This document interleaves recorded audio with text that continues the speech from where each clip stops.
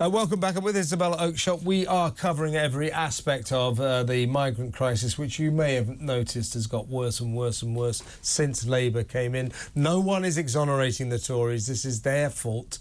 But we might have hoped that the new government had a plan. They don't have any kind of plan whatsoever except to get rid of all the deterrents, rubbish though they probably were, but at least they were something, and then let everybody stay. Everybody who thought they were being deported, 70,000, might be 122,000. We heard last week there were 92,000 migrants who were set for deportation to Rwanda who now won't be going. So they can all now stay. That's their solution. No deterrence, let everyone stay.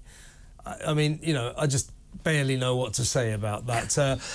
Now, of course, the shtick of the Labour government right now, every day and everywhere, oh, we just hadn't realised how bad things were. Right. Oh, my God, these Tories, the mess they knew very well. Anyway, Yvette Cooper is leading the charge there. So I looked this up today. Only last week, or just before the election, the Labour Party's house magazine, The Guardian, was reporting that this Tory government has wasted £320 million on the Rwanda scheme. Well, Yvette comes straight in and says 700 million. You know, pluck a figure from the air. Now, the point is, though, who really is responsible for this waste of money? When lefties and the Labour Party say the Rwanda scheme did not work, point of order, the Rwanda scheme did not start. So I have my doubts, I know you did too, but it was never given a chance. No one can say it didn't work because it wasn't allowed to start. Now, with 320 million quid invested in it, when the Labour government came in, when Keir kept his sacred promise on day one to axe the Rwanda scheme, he's responsible for that money going straight down the drain. The responsible thing for this government to have done would have been to take a look at it and say, what can we salvage from it? Maybe aspects of it might work. Instead, just ideologically, they go, no. So I say it's the Labour Party who are responsible for this massive waste of money. They might have been able to salvage something out of it.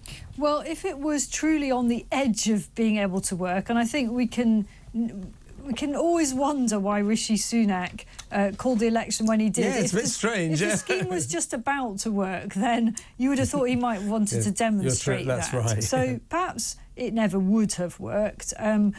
But you're right that it's a bit like you've been in a traffic jam for absolutely ages on the motorway, and you just think, look, there's a route off, but if I just stick with it, I'm going to get to my destination. Yeah, you know, because you know that the route off is going to be like all around the countryside. So you just stay on a bit longer. So maybe if Labour had stuck with it, they tweaked it a bit, and they actually got the planes going, then all of that money would not have been wasted.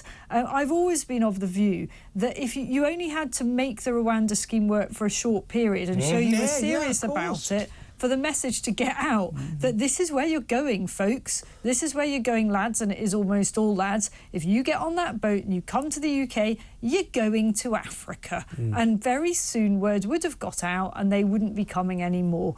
And so it's a pity in a way that nothing seems to have been salvaged for it. I also think the responsibility is squarely on the frankly creepy and weird relationship that the Conservative Party always had with Rwanda. It dates back a long time. There's something not right about it.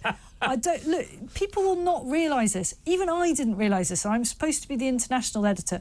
Rwanda is a really small place. It's not that significant. That's interesting. It is the size of Wales. Is it? Okay? Okay. Next door, you've got the Democratic Republic of Congo, which is a proper whopping big country with some things that we really need, like cobalt. It's got, like, properly good resources there. That is an important partner for the UK.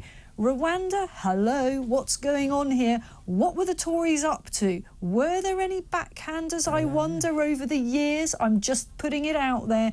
There's something creepy about that relationship. There's a hotel there, it's called the Hope Hotel, and for 2 years it's been fully staffed, and you could, I don't know what the situation would be now, but as of a few weeks ago, you could go there. There were gardeners trimming their hair. Very nice looking place. There were housekeepers making the beds, the restaurants already. No one had been in that hotel for the past 2 years. It was being prepared for migrants. It's still sitting there, a monument to this shattered dream. Absolute scandal. It is this scandal. It's so totemic. I was thinking about what other disasters have there been on this scale, and you think of the Millennium Dome, for example, you know, the absolute fiasco of that. I then thought about the Scottish Parliament, the new Holyrood building, which was just an absolute fiasco. Yes. I've never liked that building. It's so ugly. These were both catastrophic, you know, mess which cost taxpayers an awful lot of money,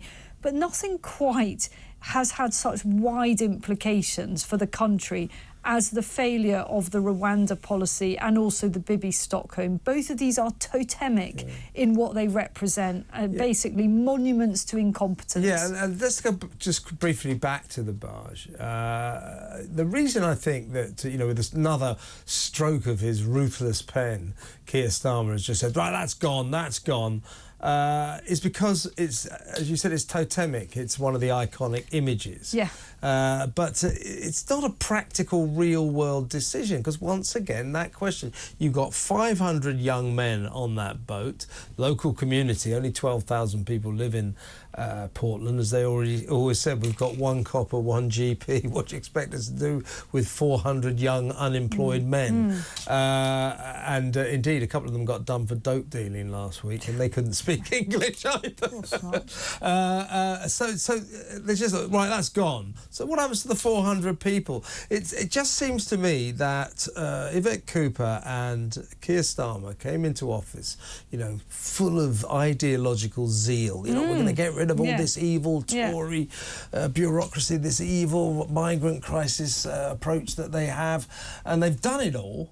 But I don't think they've thought through the consequence. Yeah. It is a bit like that. Where are your better ideas? Now what do we do? Yeah, I mean, in terms of the numbers, they're small fry relative to the bigger pictures. It only was ever going to accommodate under 500, but it was the message that it sent out that was so important. You know, which is why they've closed look, it. Here's the truth. I'm going to put it right out there. I actually don't want anyone who comes across in a boat to have nice accommodation. I don't. They say they're fleeing war and terror. They say they're being persecuted. So as far as I'm concerned, if they are in a safe place and it is warm and it is dry, that is enough. They don't need luxuries. They don't need all the perks. They don't need lovely surroundings or fancy food. Yes, let's give them the basics. But if it's too cushy, I'm sorry, that is the opposite of the message we should be sending out. You just reminded me of another aspect of Yvette Cooper's amnesty, and she denies it's an amnesty, but that's exactly what it is. She actually announced that they were going to prioritise migrants who've come from safe countries. Well, coming from safe countries used to be the reason that you couldn't come. Yeah. So what is going on there? So when I read that, like you, I was kind of like, what? That sounds a bit weird. So what the rationale for that is, if they've come from a safe country, they should have no case. So therefore, we should be able to quickly chuck them out.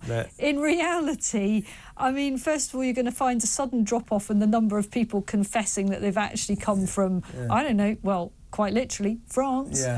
You're going to find that they're making it all the more difficult to ascertain where exactly they've come from.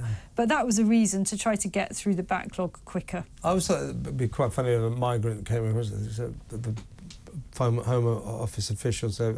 So is there any war in the country you've come from? No. Is there any torture? No. Well, I've got to tell you, you're not really qualifying. What's the country you came from? France. Oh, well, in that case, you can stay. No one wants to live in France. But no, I mean, it is a joke. This entire situation is a joke.